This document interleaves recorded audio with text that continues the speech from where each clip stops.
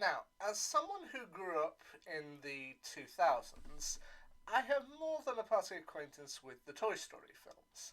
And I can see why they're so beloved. I mean, growing up in my family, we had VHS tapes of the first two Toy Story films, along with a selection of Pixar's other early work, including A Bug's Life, Monsters Inc., and Finding Nemo. And we also, as DVD became the kind of dominant format, we also got DVDs of some of Pixar's other later works, including the third Toy Story film, both of the Incredibles films, Brave, Wall-E, you get the gist.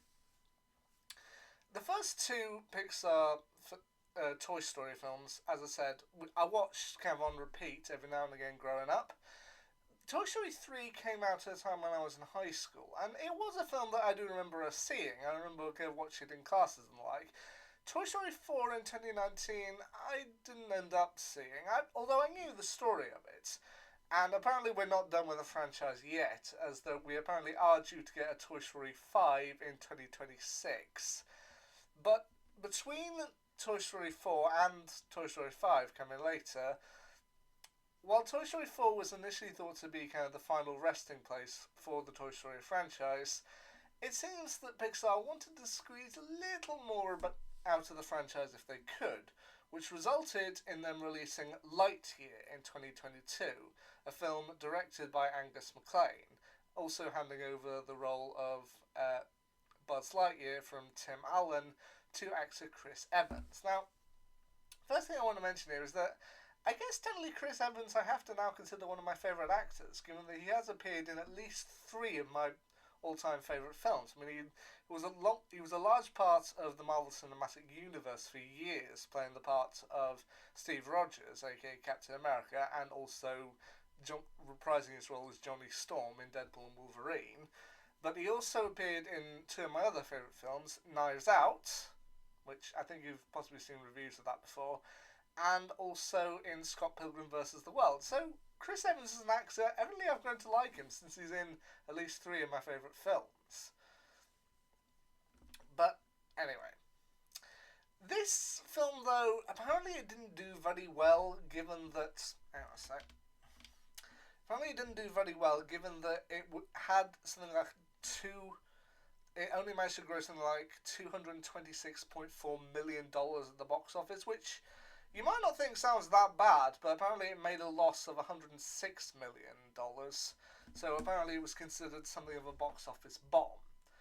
And after kind of watching clips from it, eventually kind of curiosity got the better of me, and I decided to get my own copy and kind of see what all the fuss was about. And to be honest, I don't think that film is that bad.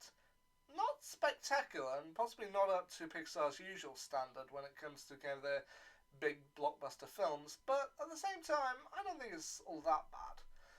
So, what's the story on behind this? Well, apparently this gets very meta, as this was supposedly the film that Andy Davis watched in 1995 that made him want a Buzz Lightyear action figure.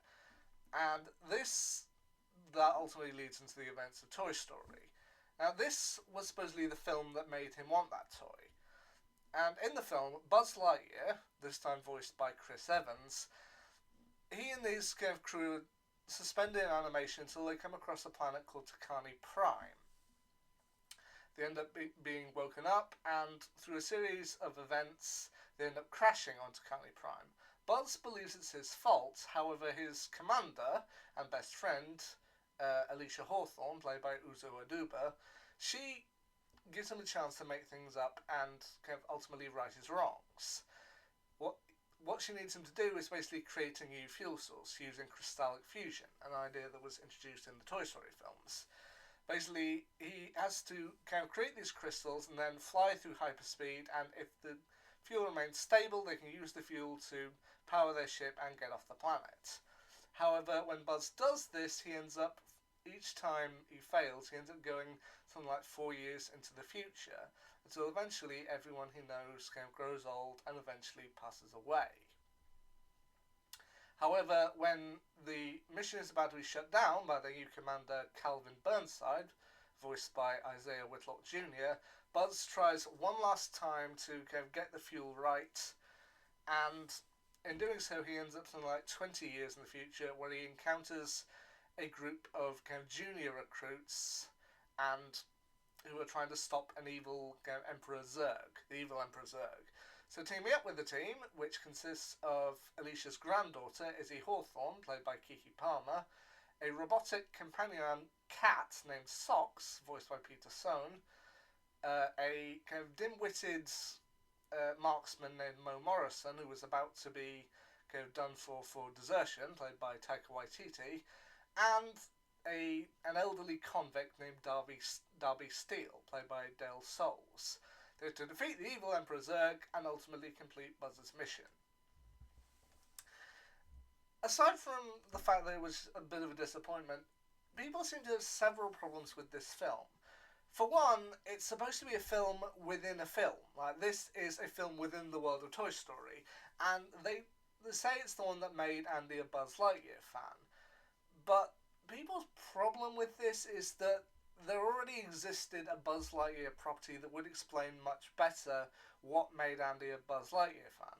That being the 1990s cartoon show, or it may have been the early 2000s, I don't personally know, the early 90s noughts cartoon show, Buzz Lightyear Star Command. So apparently when people watch this movie, they're like, no, it wouldn't have been this film that made him a fan, it would have been the cartoon show. To which I personally haven't seen the cartoon show, so I don't know if that would be a much better kind of place for that. But anyway. Also, people's argument is like, why would Andy want a Buzz Lightyear figure out of all of them? I mean, there's nothing wrong with Buzz. I mean, as I said, Chris Evans does a good job here, and I feel he does. It's different from Tim Allen's interpretation, but at the same time, you can definitely hear the resemblance. So for me, I wasn't bothered too much about that, but it definitely sparks the question of why would he want Buzz Lightyear specifically when there are other characters that arguably would be cooler? Like, why wouldn't he want an action figure of, say, Darby, or even Socks? Like, people claim Socks is the best character in the film, but I can definitely understand those criticisms, but at the same time, I honestly thought this was a decent film. I mean, yeah, possibly not up to Pixar's usual standard.